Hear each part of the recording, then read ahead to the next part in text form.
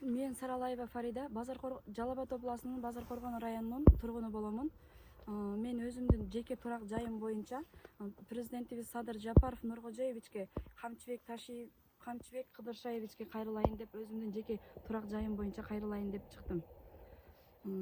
Өзүмдүн жеке 2017 жылы мен 6 сотик жер сатып алдым архитектура тарабынан. Архитектуранын начальниги Маманов Адылжан. Ошол эле боюнча 2023 жылы келип мени 6 жылдан кийин мен анын арасында Москвада иштеп жүрүп, жолдошум экөөбүз иштеп жүрүп, турак жай салдык, үй салдык. 2023 жылы келип Москвадан келери менен мени мэрия тарап кармап органга өткөзүп берди. Мыйзамсыз курулуш кургансың деп. Деп менин МУНАПСка арыз жазган боюнча. Себеби дегенде мен башында түшүнбөстүк кылып архитектуранын начальниги 6 сотик жер сатып аткандан кийин архитектуранын начальниги деп мен документти убагында талап кылбай Москвада иштеп жүрүп калдым. 2023 жылы келип мен МУНАПС боюнча арызымды жазганымда мэр менин арызым боюнча органга өткөзүп берди. 2023 май айларында. Май-июнь айларында өткөзүп берди. Орган мени мыйзамсыз суу коргоочу жайга үй салып алгансың деп күнөөлүү деп тапты үйүмдү. Суу коргоочу жайга 65, негизи суу коргоочу жай 100 метр болуш керек. 65 метрдин ичинде деп мени күнөөлүү деп сотко берди. 65 мен ошондон кийин эле жергиликтүү бийликтерге арыз менен кайрылгандан кийин жергиликтүү бийликтер өзүнүн комиссия түзүртүп мага акты түзүп бергенден кийин келип бул жерде суу коргоочу жайдын сыртында болуп чыктым, 100 метрдин сыртында. Жергиликтүү бийлик, Базар Коргон районунун жергиликтүү бийликтерине мен арыз менен кайрылып, мен суу коргоочу жайдан ченеп бериңиздер деп комиссия түзүрткөнүмдө меники 120 метрдин сыртын 120 метр чыкты суу коргоочу жайдан. Кара Үңкүр дарыясынын жээгинен 120 метр чыкты. Мына бул менин үйүм, турак жайым.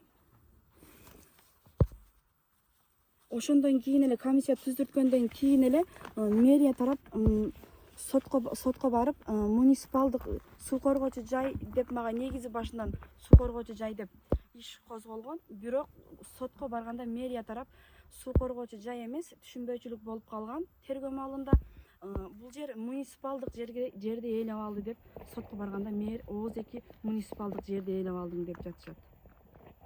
Муниципалдык жер дегенде бул жерде 50 сотик, менин жанымда 50 сотик стадион бар. Стадиондун менде документи гос актысы бар. Бул жерде мына 50-ге 100 стадион. Бул жерде участоктор деп турат. Ушул жерде менин үйүм бар. Мына участоктор деген катарда. Эч кандай мен стадиондун муниципалдык жерге мен кирип кеткен эмес. Аралык бар бул жерде. Мына бул стадиондун казыгы 8 жылдан бери турат бул стадиондун казыгы. Мен ушул 6 сотик жерди архитектура тарабынан мага тартип берип келишкенде, ушул казык мен келгенде бар болчу. Менин стадионумду өлчөп берип жатышканда. Мен муниципалдык жерге, стадиондун жерине эч кандай кирип кеткеним жок. Суу коргоочу жайдын дагы мен 120 метр, 100 метрдин мен сыртында турамын. Ошондой эле бул жерде стадиондун документинде бул жерде мына жерде участоктор деп турат. Ошо участоктор катарында менин үйүм. Мен муниципалдык стадиондун жерине мен эч кандай кирген эмесмин. Бул жерде дагы мынакей стадион, мына жерде экинчи точка, мына катарда мына экинчи көрсөтүп тургандай, мына экинчи точка менин турак жайым. Менин аркамда үй бар, менин катарымда дагы фундаменттер бар. Буларды МУНАПС боюнча документин кабыл алып атышат дагы. Меники азыркы учурда меники сот күчүндө туруп 20 миң сом мага айып бул штраф илишкен. Ошону азыр мен азыркы учурда штрафыңды төлө, болбосо дагы үстүңдөн иш козгойбуз дешип кысып, мен туруктуу жумушум жок. Ушу Москвадан иштеп келип салган турак жайым. Ошон үчүн мен силерге кайрылар элем. Ушуну тегиз мыйзам бардыгына бирдей иштеп, бардыгына мени дагы документтештирип, мыйзамдаштырып берүүңүздөрдү жогорку бийликтерден суранар элем.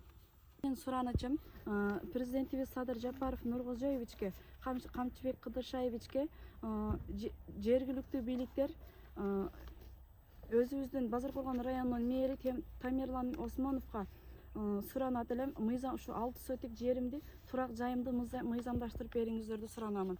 Мен бул турак жайымды 10 жылдап Москвада иштеп жүрүп салган турак жайым. Азыркы учурда туруктуу жумушум жок. Жолдошумдун дагы туруктуу жумушу жок. 2023 жылы козголгон иш боюнча только ушу соттошуп гана жумуш кылбай, ушулардын гана аркасынан жүрөмүн. Туруктуу жумушум жок.